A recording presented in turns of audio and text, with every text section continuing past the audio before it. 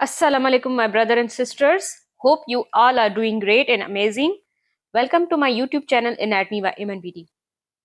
As you know that in last lecture we discussed about the regions of upper limb that were divided in almost 8 regions, that were pectoral region, scapular, axilla, arm, elbow, cubital fossa, forearm, wrist and hand.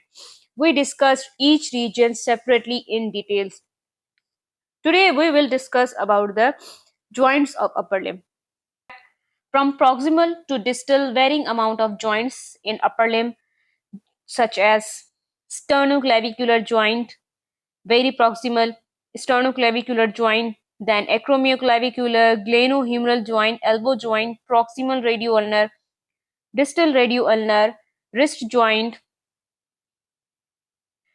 hand and finger joint like interphalangeal joint, carpometacarpal are the joints of upper limb. We will discuss each joint separately in detail. So let's take the first ever joint, that is sternoclavicular joint. Sternoclavicular joint, as it's named, it occurs between the sternal end of clavicle and this part of sternum that is called manubrium. This manubrium sternum along with sternal end of this clavicle and with first costal cartilage, together these three parts make up the sternoclavicular joint.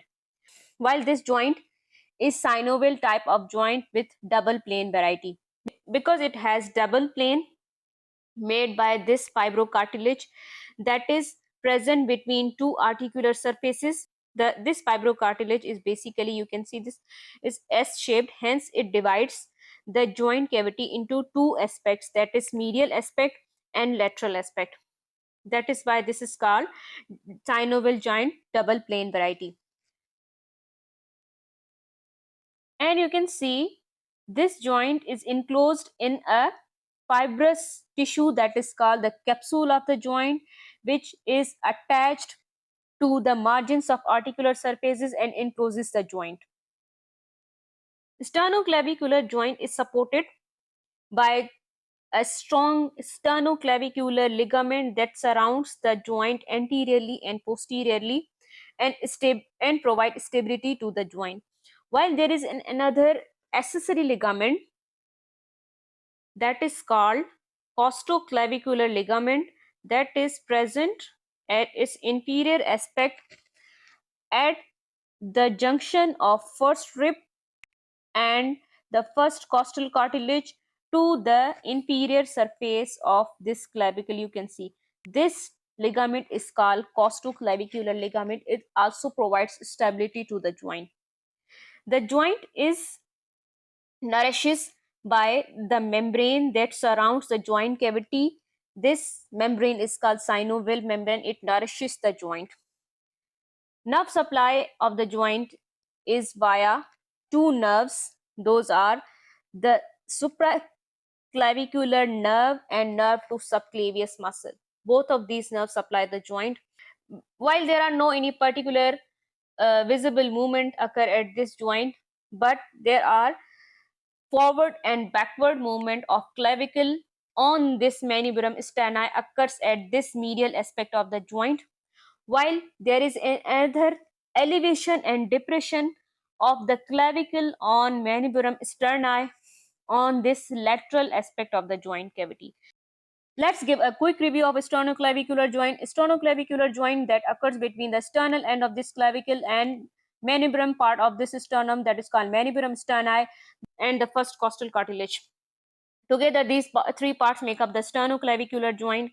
The joint is a synovial joint with double plane variety because there is a S-shaped fibrocartilage between these two articular surfaces, and hence it divides the joint into two compartments. The medial compartment, the movement takes place at this medial compartment is forward and backward movement of the clavicle, while at the lateral compartment the movement occur are elevation and depression of the clavicle. The joint is supported by a ligament at its anterior and posterior aspect that is called sternoclavicular ligament, and there is an also accessory ligament that is present at its inferior aspect of the clavicle. It runs from the inferior aspect and attaches to the first rib and its costal cartilage. It provides the stability to the joint at its inferior aspect. This ligament provides stability of the joint from the inferior aspect. This ligament is called costoclavicular ligament, that is accessory ligament. While the synovial membrane lines the joint and provide nourishment to the joint. When we talk about the joint capsule, this type of fibrous capsule encloses the joint, and there are two nerves that supply the joints. Those are subclavius nerve to subclavius and supraclavicular nerve. Both of these nerves supply the joint. That is all about the sternoclavicular joint. Acromioclavicular joint that occurs between the acromion process of scapula and acromial end of this clavicle. Both of these bones together form the acromioclavicular joint. The joint is synovial joint with plain variety. The capsule surrounds the joint and encloses the joint and attaches to the margin of these articular surfaces. While there are two ligaments that are present at its superior and inferior aspect, these ligaments are called acromioclavicular ligament. They provide stability to the joint at its superior and inferior aspect. While there are also very strong accessory ligament at this joint that are called coracoclavicular ligament. You can see the two bands of this coracoclavicular ligament extends from the coracoid process to the undersurface of clavicle and is largely responsible for suspending the weight of scapula and the upper limb from the clavicle. You can see this conoid, trapezoid and conoid. Both of these ligaments are called coracoclavicular ligament that are present at its inferior surface of the joint. While there is another ligament that runs from the coracoid process to the acromion, this ligament is called coracoacromial ligament. It also provides stability to the joint. The synovial membrane lines the joint cavity and provide nourishment to the joint, while nerve supply takes place by single nerve, that is suprascapular nerve. That's all about the joint, acromioclavicular joint. Let's give a small quick review of acromioclavicular joint. The acromioclavicular joint that occurs between the acromion and this acromial end of clavicle. This joint is called acromioclavicular joint. The joint is enclosed in a fibrous capsule. The joint is stable by many ligaments. There is a strong ligament that is present at its superior and inferior aspect, that is called acromioclavicular ligament. While there is at its inferior aspect, there are two bands of ligament that are called coracoclavicular ligament. Those are trapezoid and conoid.